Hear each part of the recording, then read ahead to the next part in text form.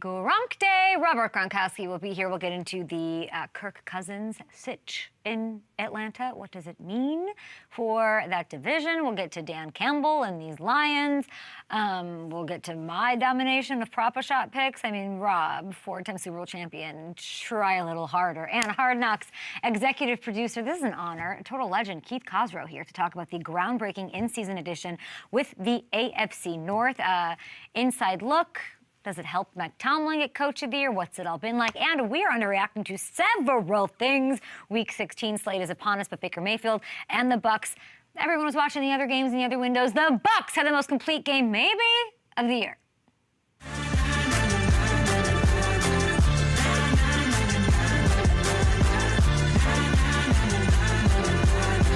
Week 16 is here. I've got the Slate-a-Rooski. Why do I keep doing that? Why do I keep saying Rooski to everything? Slate-a-Rooski. Shut up, Kay. Welcome to the show. Thanks for watching on FanDuel TV, on YouTube, MSG Network, yada, yada, yada. Week 16, let's take a look here as we check out the slate. There you go.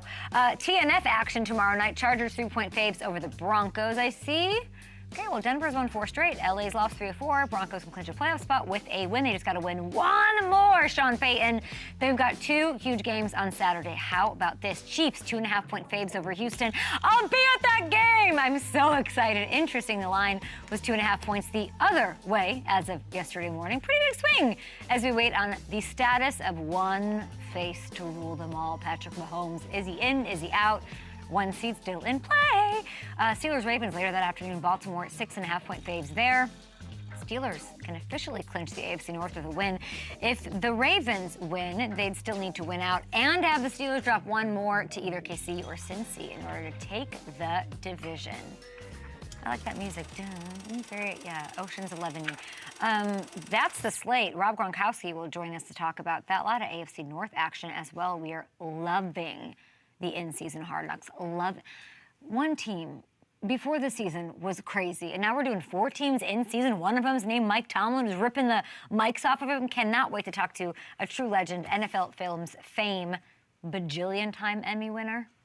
If I was him, that's all I'd have back here.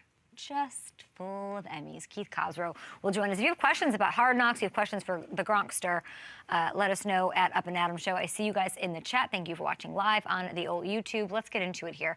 It is Wednesday. We do what we do every Wednesday and talk about things we are not giving enough love to. It's underreaction time, and we kick it off with the Chiefs. They play Saturday. They got the Texans. The Mahomes injury scare was the big headline, and when that happens, you underreact to everything else going on with the team, and that's the defense and what they did with the Browns, to the Browns on Sunday. Spags.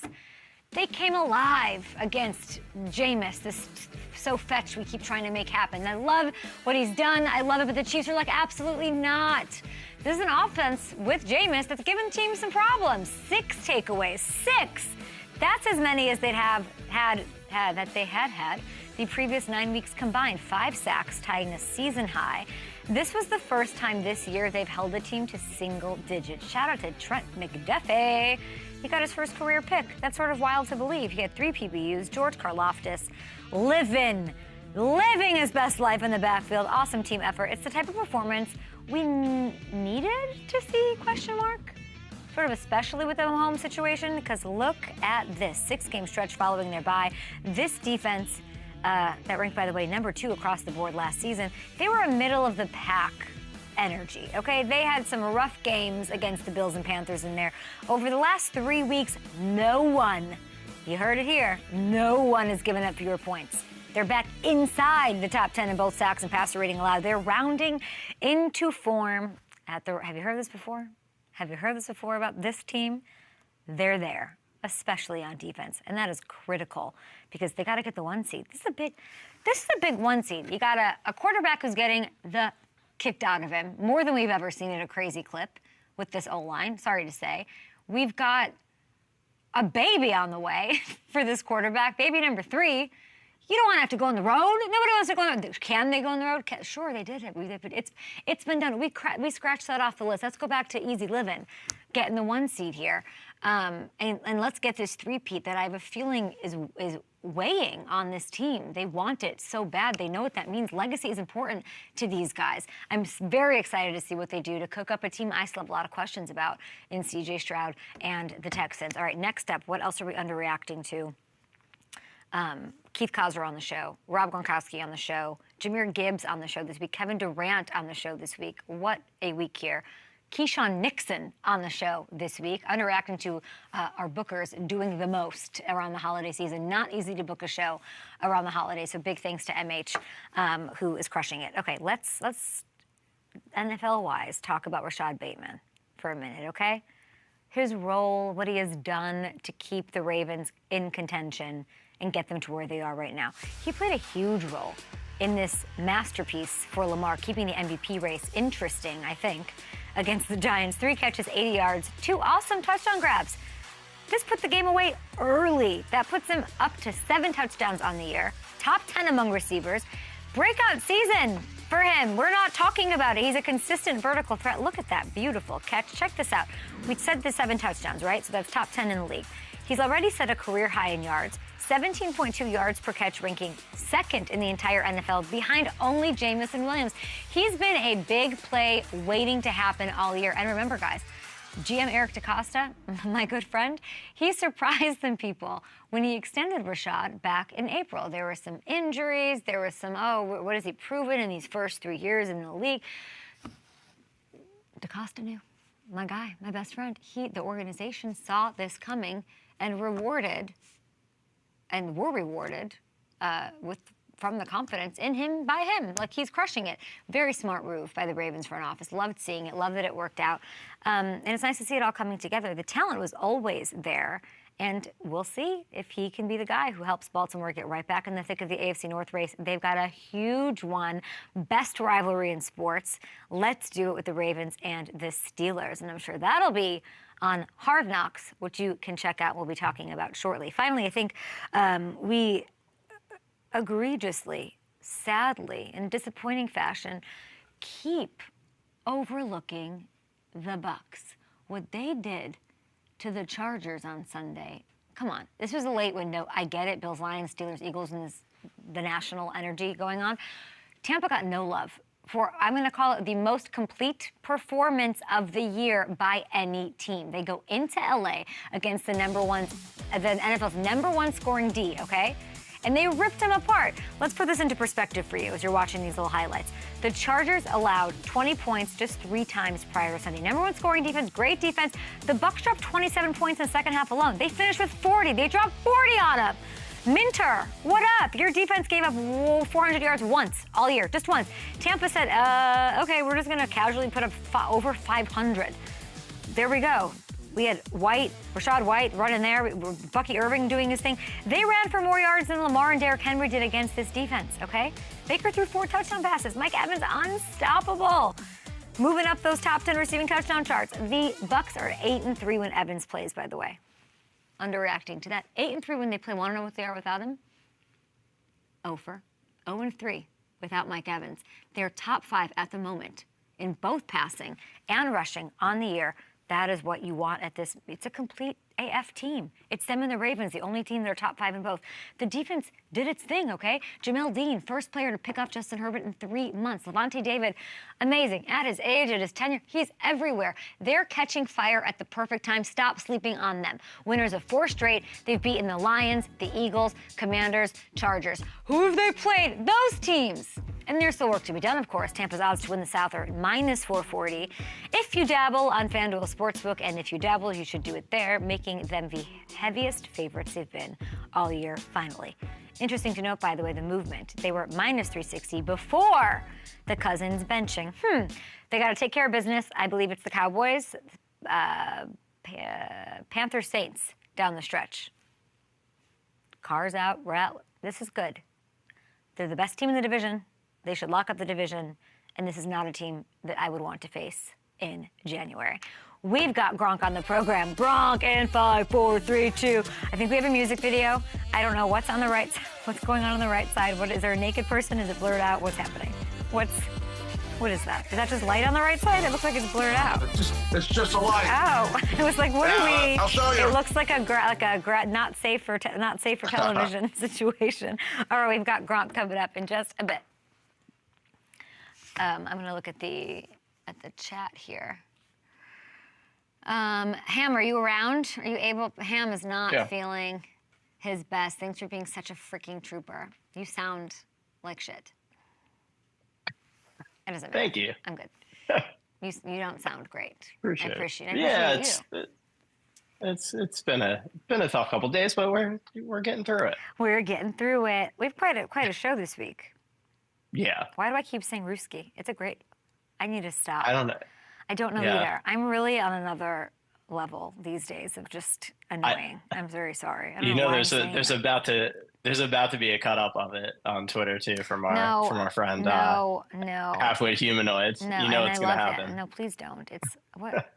It's like, and I love Coach Reed. Those commercials aren't my fave. Like it's not like I'm trying to. I don't know. I infiltrated this hardware. The lexicon. Yeah. Oh my gosh. I mean, the people are sleeping on the Bucks. Yeah. It's so true. Rams too. Though I was not. I did not sleep on the Rams. You were on the Rams before the season even started. That's I'll right. be honest. I was not on board the way that you were. You were all over it. The Rams can win the NFC. They can win the NFC. Like put them against the Eagles line. I just have this weird feeling about them. That NFC field is super fun. I want the Bucks to crush everyone just because no one's talking about them. So they're probably like, yeah. And also to your point about who they've beaten, there was also, they took KC in Arrowhead to overtime without Mike Evans on the field. Coin toss. They've had coin toss away, a dejected Baker, and then they right away they made the adjustments. No more Baker doing those coin flips. They put Levante right out there and said, "We're not going to overtime again." Yeah, they're obsessed with overtime. That team. What do they have? 3 this year? 2, 3. Yeah, I think it's 3. 3. Yeah. Crazy. Who wants to work overtime? Baker, apparently. I was going to make a bad joke. I can't. I should not be allowed to talk. It's just difficult to trust the Vikings, not the team, just the playoff juju. Fair? Fair. It's like, it is fair. It has to change eventually. Has enough changed for that to change? That's the question. That's the question, yeah. I mean, you got a new regime in there. You got, there's new energy in there with Kevin O'Connell. I trust I don't think you can just hang it on the past. Yeah. Comments are wild. All right, Gronk's here. All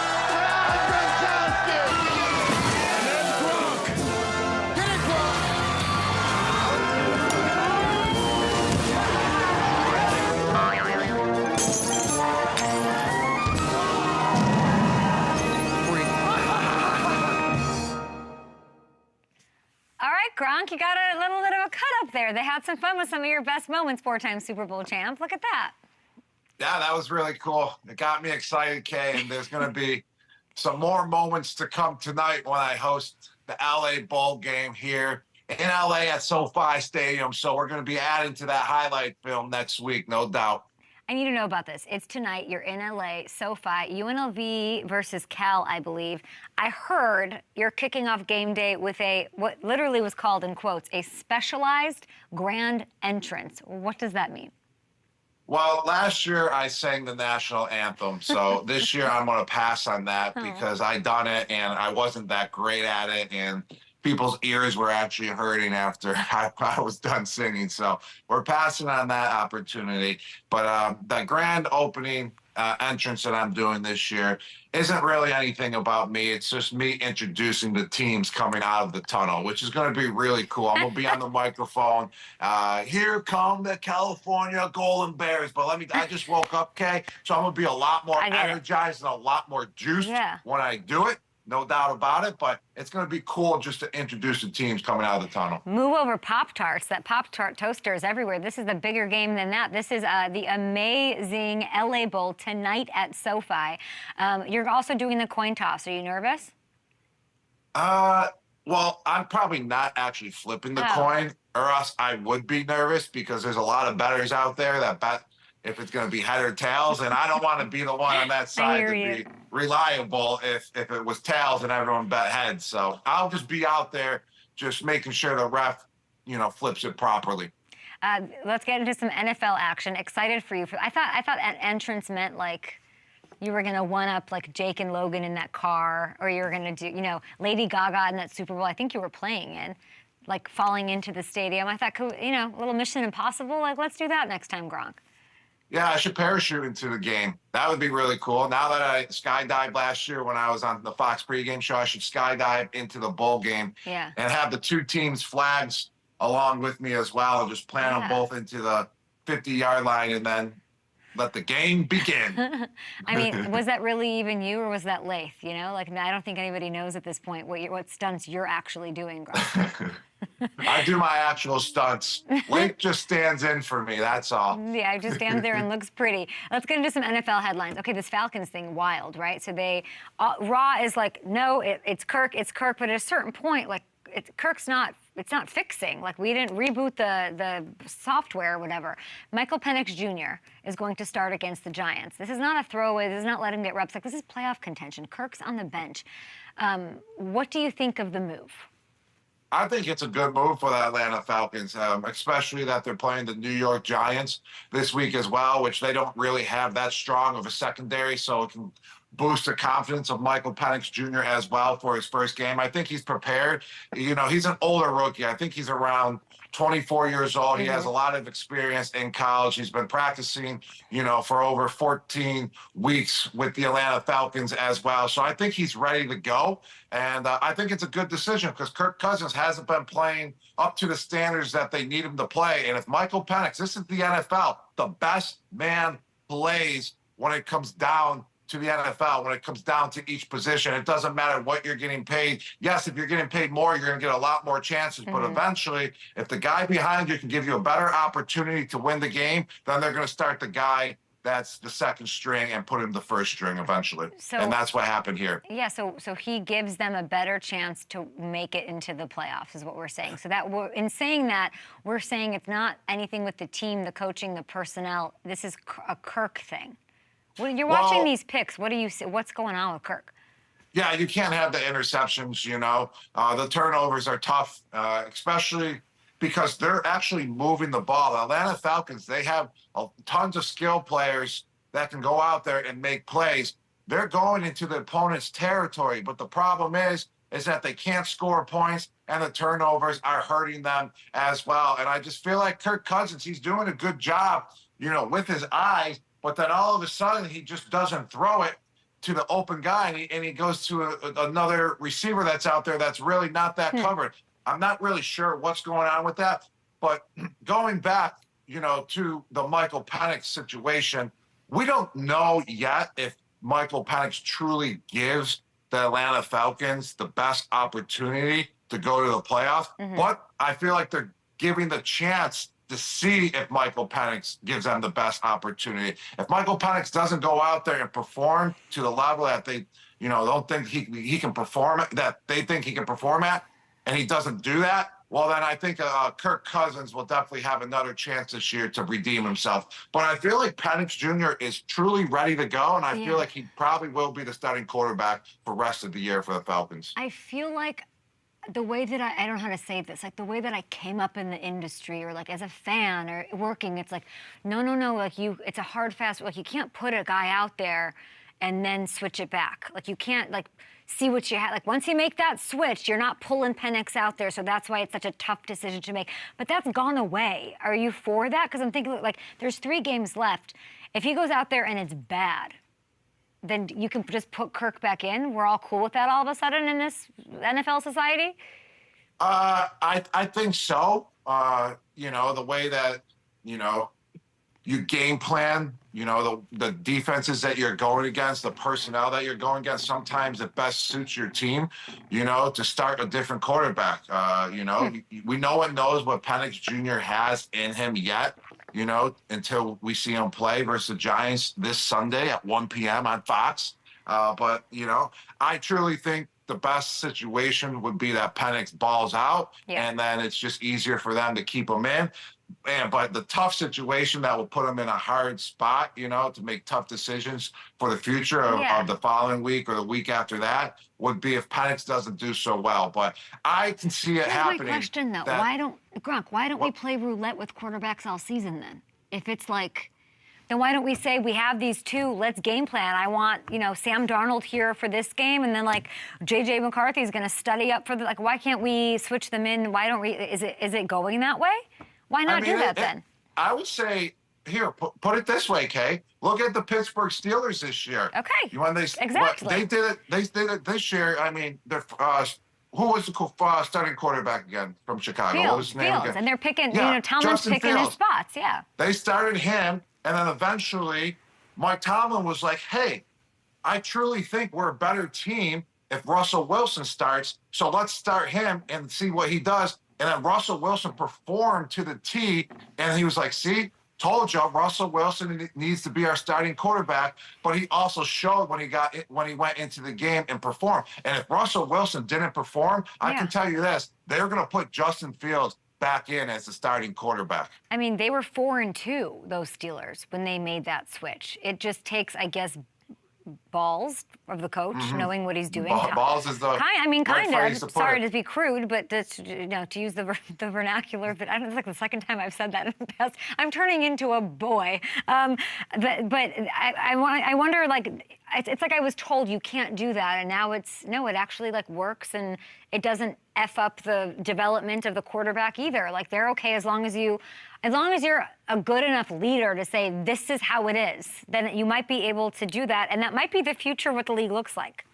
I mean, I wouldn't say the future, but I would say in rare situations like the Steelers and like the Atlanta Falcons, it's going to happen more often now, I feel like, but only with one or two teams a year. You want a steady quarterback throughout the whole year. You don't want to be playing roulette with them. So I can just see it happening when you got one or two guys and you really don't know who to go with. Or if one guy's really not playing well, then you put the second guy in eventually throughout the year. It's going to happen, just not too much, though. Well, one of those steady quarterbacks, I mean, we haven't seen Carson Wentz in the longest, and here we have Patrick Mahomes suffering what's being called a mild high ankle sprain on Sunday. Everyone's saying, if he needed to play, he would. Andy Reid says that if he's good to play, he's going to play, which, of course, he's going to want to play. The one seed's not locked up. Here's what Mahomes had to say yesterday.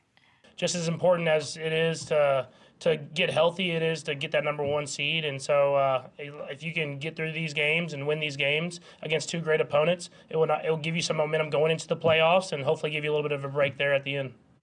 Now, this is a person who said, I'm playing 3 games in 11 days, in 10 days, whatever. A lot. And then this happens. So now they have to trot out there on Saturday against the Texans. Then on Christmas Day, Wednesday, for the world to see, nearly 200 countries watching this thing on Christmas Day against the Steelers. Tough, tough task. Is the number one seed important enough to risk him making it worse? What would you do here?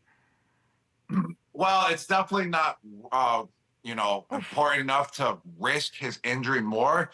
We're not in the locker room, we're not in the training room, so we're not exactly sure if he can possibly injure, that injury even more, Kay. I mean, if you can, I think if he starts, you limit him to just dropping back, in the pocket and just throwing passes, just handing it off more, changing up the game plan a little bit. And if that game plan really is affecting your team in a negative way because he's not as mobile as he could possibly be, I believe you should start Carson Wentz then, in this situation.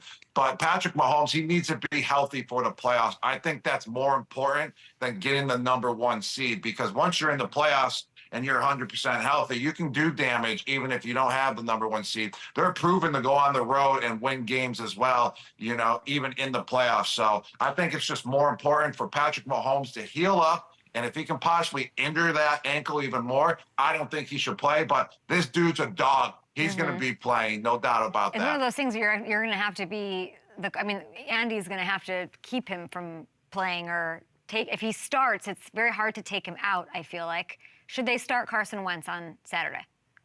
Well, I don't know to the extent of his injury. I mean, this guy has played we basically thought he broke his ankle before in the past years, and then all of a sudden he gets it taped up and he's coming back out a quarter later and he's throwing touchdown passes and he's running for first downs. I mean, Patrick Mahomes is magic. I mean, you can never bet against him, if he's healthy or if he's not healthy, because he still manages to find a way to go out there and do what he has to do. So if he's ready to go, you've got a quick turnaround though. You're playing him Saturday, then he's got to play Wednesday again against the Steelers. So I'm trying to get you to say agree. Start Carson Wentz.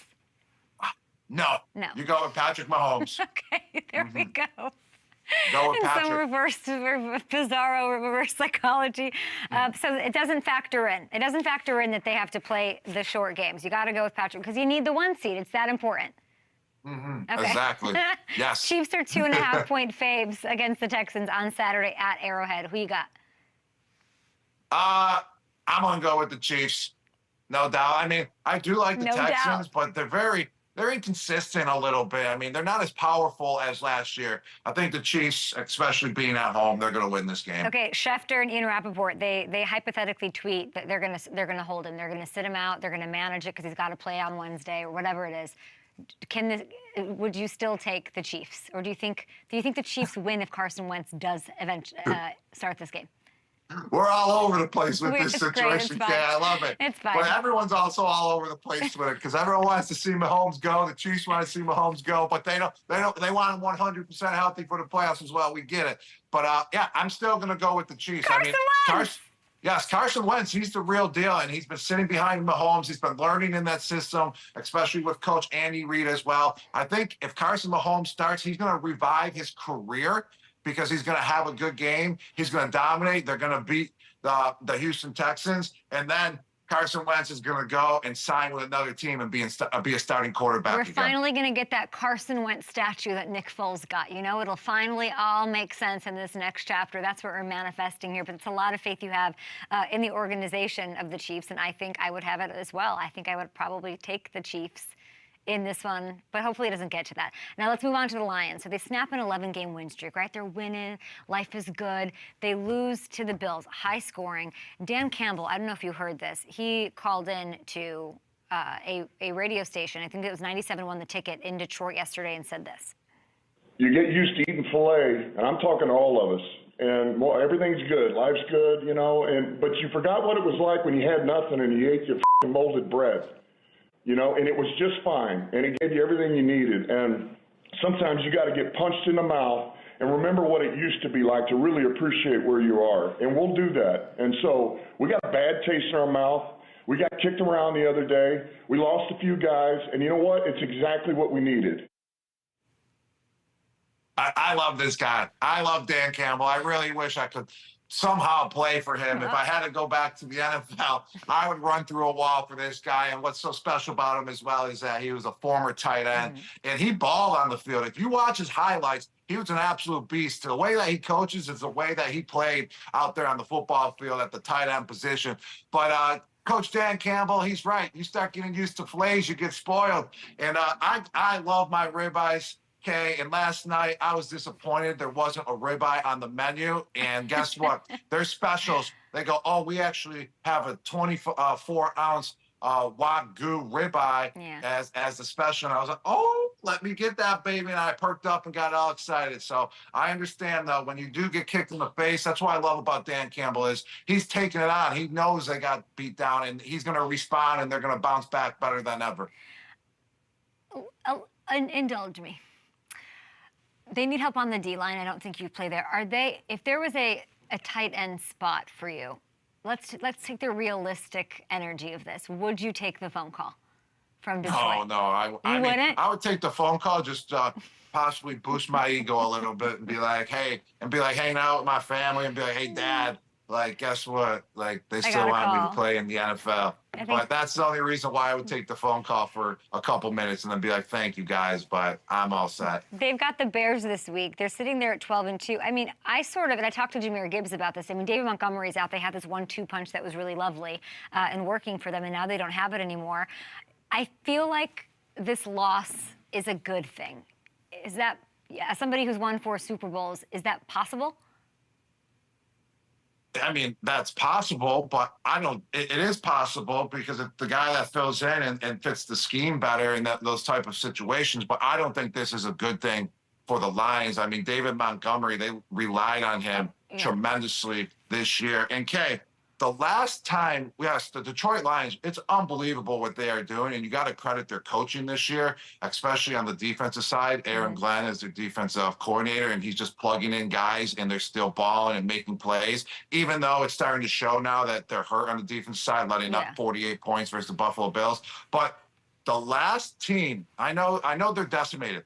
The last team that won the Super Bowl, right, and had that many injuries as the Detroit Lions, and actually I think even one more injury than the Detroit Lions, was the New England Patriots.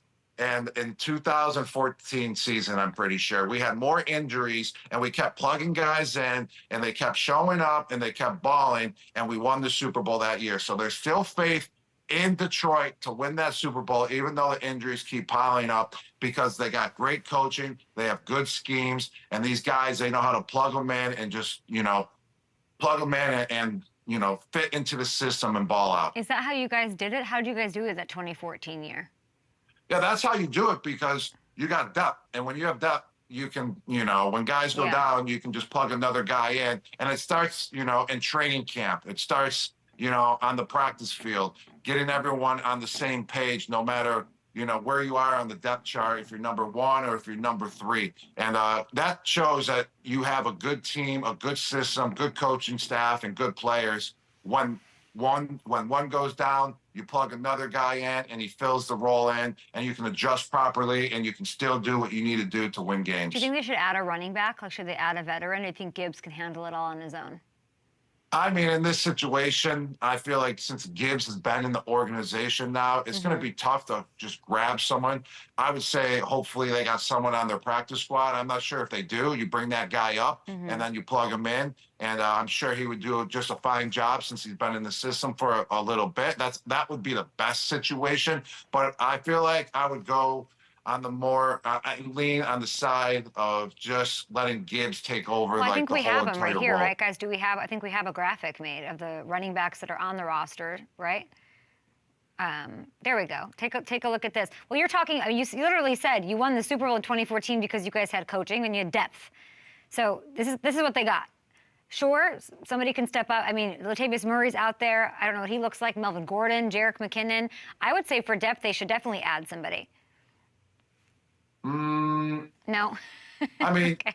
Has Latavius Murray, McKinnon, Gordon, have they been training?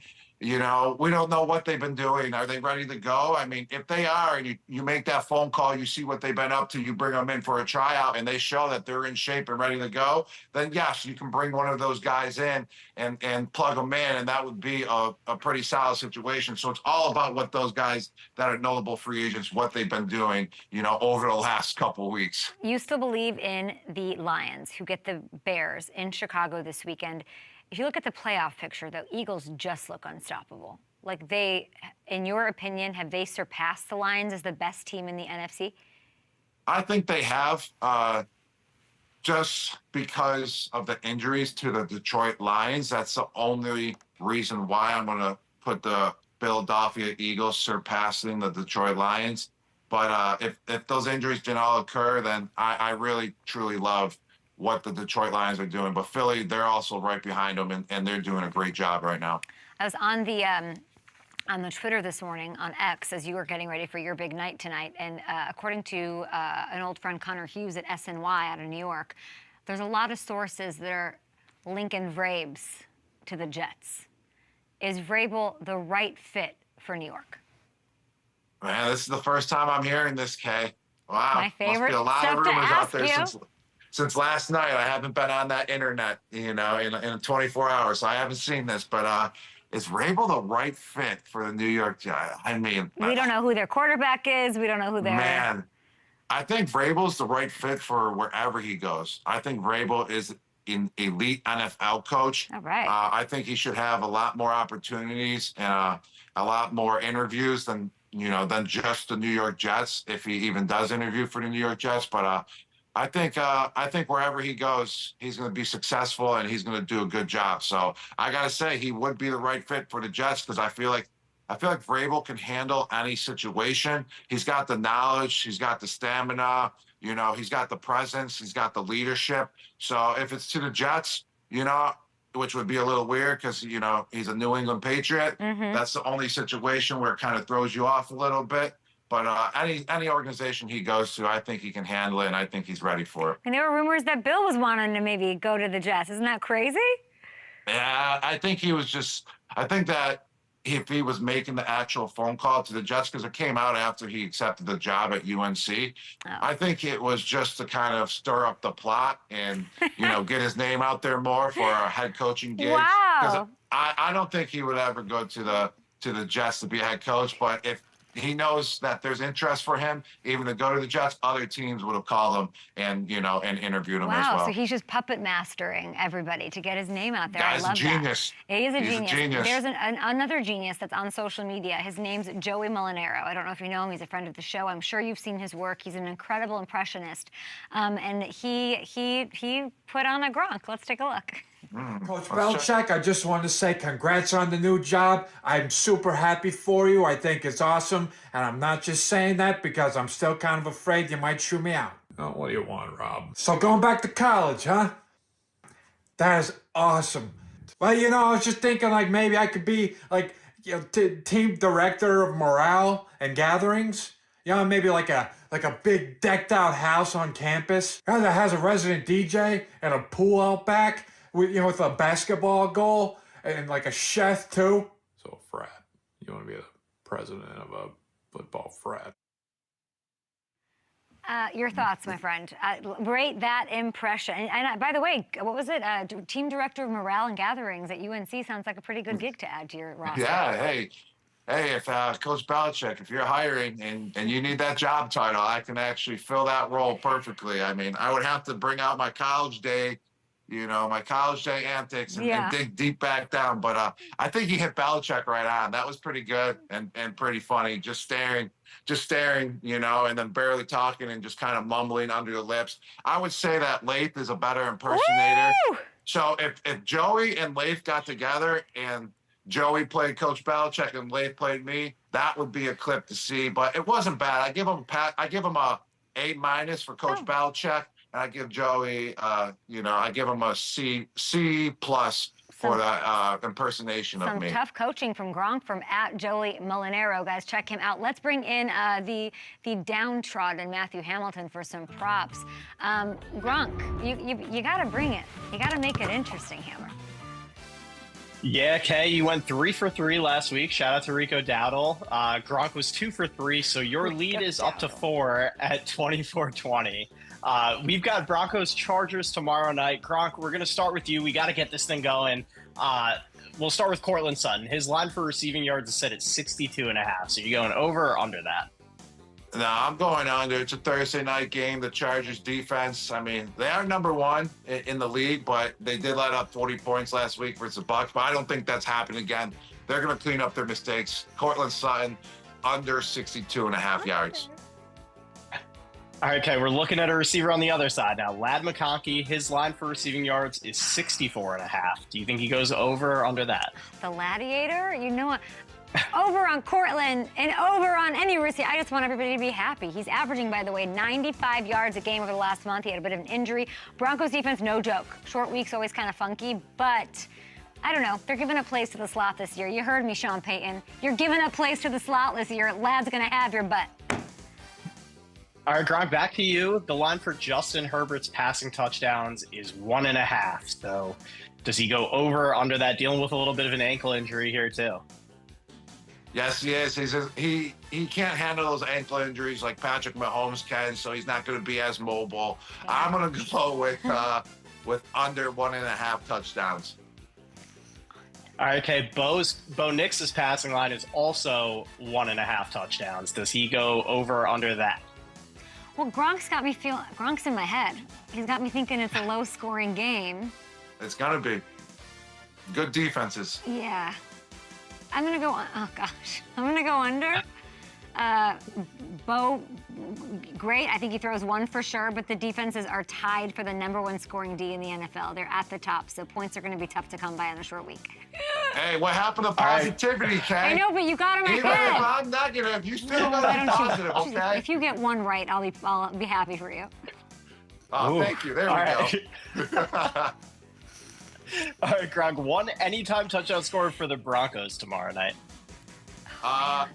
I'm going with Bo Nix. It's going to be like one of those low-scoring games. And no, that's not negativity. It's just telling the truth. It's going to be a low-scoring game. And like at the end of the game, it's like 10-3, and like the quarterback, they're doing quarterback sneaks to get into the end zone. That's what Bo Nix is going to be doing, and he's going to score that anytime touchdown. All right, so there you go. Okay, he's going to throw one. He's going to run one in. There's the positivity. There we go. All right, so Kay, one anytime touchdown score for the Chargers. Let's pull up that full screen. Okay, I found a little quirk. I cheated and I looked ahead because I knew you were going to ask me this. Gus Edwards has scored in every other game for the past month. He didn't score Sunday against Tampa, so I'm looking at you. He is on schedule for another one tomorrow night. Thursday Night Football to kick off Week 16. I think he punches one in. Let's recap our props. 24-20 is the overall season score for Gronk and I. Who are you in on? I have Ladd over on the yards, Bo Nix under. Oh, I don't know if I already don't like that. And Gus Edwards, anytime touchdown scorer. Gronk has Cortland Sutton under yards, Justin under. Great defenses going at it on a Thursday night. If that's your thing, Bo Nix, the anytime touchdown scorer. FanDuel, by the way, offering all customers a 25% profit boost token to use on any live wager for Thursday night's Broncos Chargers game. You can open up FanDuel Sportsbook during the game. You can boost any live bet that you like. -200 odds or longer for TNF. Tons of live props to choose from and have fun with. Gronk, good luck with your amazing entrance, your vocal pipes for this big fun at the LA Bowl tonight, the best bowl of the season. Thank you, Kay. Over under 50 points scored in tonight's game. Over. What you got? Offense. Over. Over. I'm always going the over. Go. I'm celebratory. There's that positivity. That's what I'm talking about. Let's go. See you, Gronk. We'll talk to you next week. All right. Good luck. Later. Good luck tonight. Thanks for inviting us. Thanks for inviting the crew. No problem. By the way. Oh, Ham.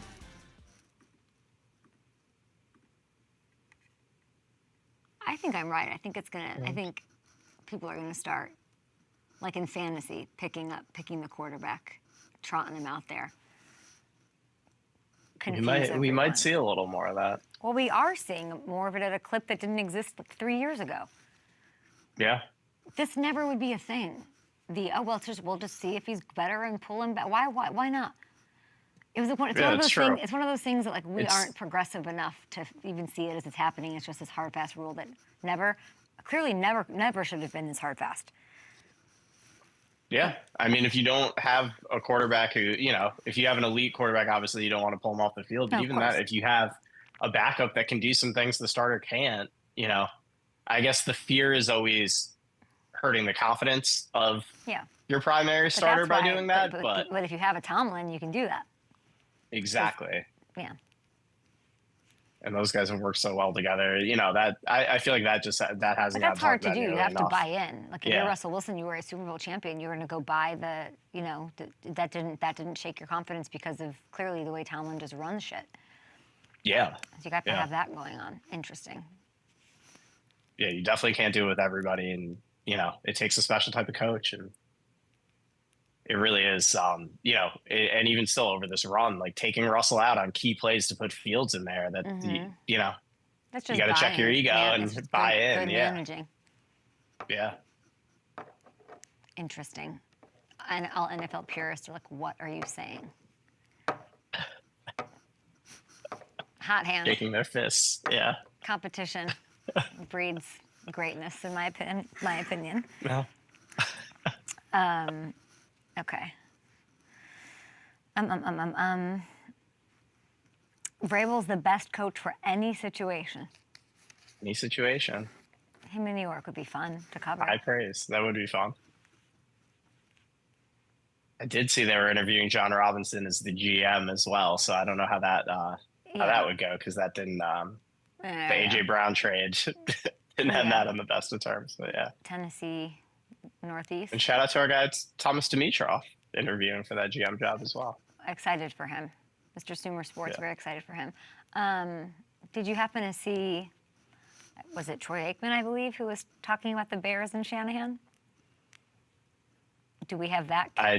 Do we have the amount of times I've said Shanahan to Chicago clipped off and ready? I don't like it, Kay. Keep him in the bay. Giggle all you want. These ears are hearing things like a Hard Knocks microphone. Cap, is O-line fun? Not really. No, I literally was watching this and looking at it. It was so fun. I saw you guys going over there, and Ted's like, I'm here! And I'm like, I wonder if that's fun, because it's a lot of fun. There are good elements in terms of like, you're doing something bigger than yourself. Your work isn't always celebrated, and you have to celebrate it, that kind of stuff. But like, I feel like it's the most anxiety-filled position. Oh, I'm sure. It's chronic. You never get praised for anything good that happens, and anything bad that happens, you get killed.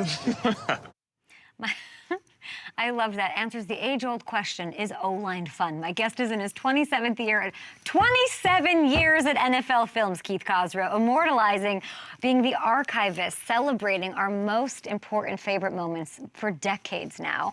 Congratulations on everything, and especially Hard Knocks in season with the AFC North. Thank you, Kay. It's great to see you again. It's been a minute. I think this is actually my 28th season now. Oh, gosh. We don't, My whole adult Why life. don't you update your Twitter bio, my producer's saying in my ear. Ooh, shots fired. 28 incredible seasons. I'll ask you, maybe the toughest question of your day. Out of your 8,000 Emmys, which are you most proud of? Well, we didn't win an Emmy for it, but doing NFL Next with Kay Adams is certainly top of the list. We got to have 2 seasons of Kay in the NFL film. It was so fun. You, me, Chris Long, Andrew Hawkins. What could have been? Yeah, the start of Amazon's TNF. Yes, it certainly was, Keith. Tell me about Hard Knocks. It's obviously different. You up the ante. Are you bored? Just one team isn't enough? We just decided to go with the best rivalries in all of sports in one little shoot? We've been trying to do this for 5 years. Wow. That was when we first pitched it and got laughed at by everybody. Like, you guys can't even get one team to do this. You're going to get 4. But it's counterintuitive. Like, it's actually a better ask to say to a whole division, to say to Mike Tomlin, you're going to do this, but so is John Harbaugh, and so is Zach Taylor, and so is Kevin Stefanski. Oh. I think they all saw the wisdom in that approach and got on board. So we just think this solves a lot of problems with the in-season show that 3 years of doing one team had exposed a lot of like structural issues that just couldn't be overcome. So we just thought this would be a better model. The reality is it's the hardest show we've ever done in my 28 years. No runner-up. Why do you say that? What are some of the challenges? It's just 4 teams at once. Like we've got boots on the ground in 4 cities that are playing high stakes football. They're rivals with each other. And figuring out how to tell that story, how to construct an episode, what the visual language is, dealing with all those personalities, the star power is off the charts. It's unbelievable. We're so grateful, but it's been really, really hard, and like in all the good ways. It's supposed to be hard. We want it to be hard. It's like that's what we love. For Hard Knocks to be in year 23, 24 here, and to add 2 new iterations of it that have resonated with fans the way they have, in the Giants off-season version, which obviously continues to be a conversation, and this version, which we think is just such a powerful story to tell. It's awesome. Like, we love Hard Knocks. We're privileged to get to do it, and to add this layer of it and tell this story. Rivalries on Hard Knocks. Like, what could be better? No better rivalry than what's going on in that division. Even now, it has worked so beautifully. I love that it's challenging and gratifying at the same time. You mentioned the boots on the ground. How many boots on the ground there at NFL Films in Mount Laurel? How many people work on this show? We have 10 to 15 in each city. We've got about 25 to 30 producers who log footage every day. That's their job. Okay. They're incredible. And then we have another staff of 10 to 12 show producers who are editing, producing, figuring out the story. And that, and then there's layers of executives and people who need to supervise the thing. So, and then all the support staff at Films, I would say probably 150 people touch an episode before it makes it. 150 people. That is unbelievable. And I want to get into some of the storylines, but I'm very curious. Who was the lucky person of the 150 that got to call, that had the honor of calling Mike Tomlin to tell him he has to do this? None of them. That would be Burt Lawton at the Steelers. Lucky guy. But, this was an ownership level vote. Last year at the owners meetings, they had to vote to change the Hard Knocks resolution, which everybody, it's everybody's favorite parlor game. Who's going to be on the OG Summer Hard Knocks? And there's the rules. We changed those rules a little bit last year, and the owners voted on this change to the in-season show. And it was passed overwhelmingly, 29-3, I think, which for a Hard Knocks vote is about as good as you're going to get. And the Steelers were a yes, but, I think Coach Tomlin probably wasn't thrilled with the assignment at first. But since it landed on his desk, he's been incredible. His attitude about it is reflected on the show, I think. The way he leads, the way he speaks, the tone he sets in that building, I think you're seeing it on the show. It's one of the reasons the show is so special right now. But I think he's just done an amazing job of handling this part of the business. Keith, I think it's having an effect on his Coach of the Year status. I really do. You think so? Yeah. The first year we did the in-season show with the Colts, they had the most Pro Bowlers in the league. In fact, when we tried to get a team the second year, we were like, hey, the Colts had the most Pro Bowlers in the league last year when they were on Hard Knocks in season.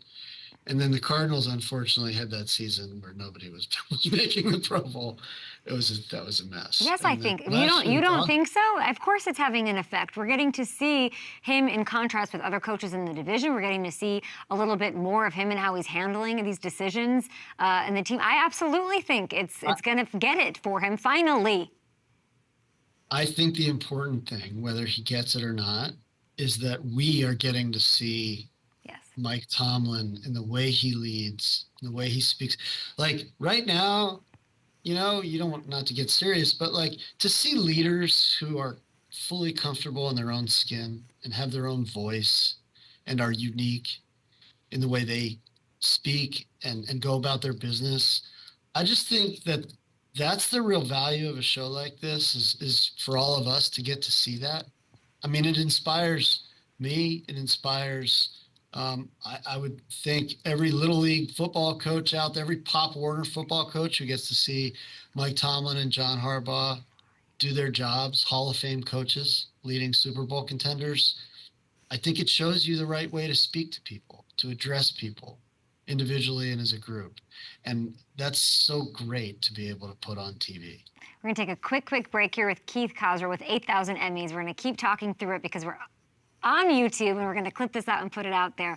Love talking to you about this. At NFL Films as a whole, it somehow hits the same, which is so impressive with the onslaught of social media, players having their own platforms, their decision to take you inside, AI, short attention spans and consuming content. This is the stuff that I think about every day.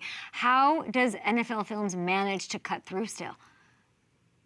Well, that's like the conversation we have every day, is that the business is so competitive. There's so many people who are so good at this, and there's so many access shows and bio docs and, highlight shows and obviously pervasive social media. How do you move the needle like that? Like, your show has to almost reach through the screen and grab the audience and say, watch me right now. Mm-hmm. Like, that's all of our task, right? That's what you have to deal with every day. Listen to me. Don't change your channel. Don't mute me or turn me off. And that's the filter you run everything through, right? And sometimes it's tough because, like with the Giants show, it stinks that John Mara and Joe Shane have to see that clip every time they turn on whatever their social media feeds are, assuming they have one. For the rest of time, Keith, that's on you. I would just like to say, those guys, I think they went through a very deliberate, comprehensive, thorough process. That show is a show about process. Yeah. And I don't think there's ever been a TV show before that showed a group of executives deliberating over an extensive period of time how to make a series of decisions, high-level, consequential decisions that were going to affect the organization they lead and their own careers. And I think for the courage they had to put that on the air, to show their process, how they arrived at the decisions they made, which they knew were going to be big and controversial. I hope people recognize that that's what the show was about. And that's why they did it. And I think if you watch that show start to finish, you understand why they made the decision they made about Saquon and how the Daniel Jones contract was impacting other decisions. It's well said. I don't know. I mean, I remember talking to Shane during, I believe, or after, and him telling me, like, I still think the camera's in my room. Like, he's got a little bit of, I don't know how to label it, but he thought it might still be in there. That, you know, it certainly gave us the peek into the process you're talking about. It is so revelatory, and I love it so much. But there has to be sort of a balance of embracing technology, embracing the fact that this is it. You must hate this, right? Keith, you hate this. No, this has I to don't. Be I'm really? addicted to it. I'm totally addicted. So we're embracing NFL Films full blast, like we are into 2024 AI. Except the AI is never going to take over Shriver's role. No, better not. No, I draw the line at creating. We shouldn't have AI do the creative work that humans do. But there's a lot of work that AI can help us with. Ooh, I can't wait to see. I can't wait to see. But we have to embrace social. We have to recognize and understand that if Mike Tomlin says something that turns into a meme, that's not what we're trying to do here. I mean, social's certainly embracing NFL Films and Hard Knocks. Keep watching. 4 teams, 150 people. We are indebted to you for giving us the best content in the business. Thank you, Keith.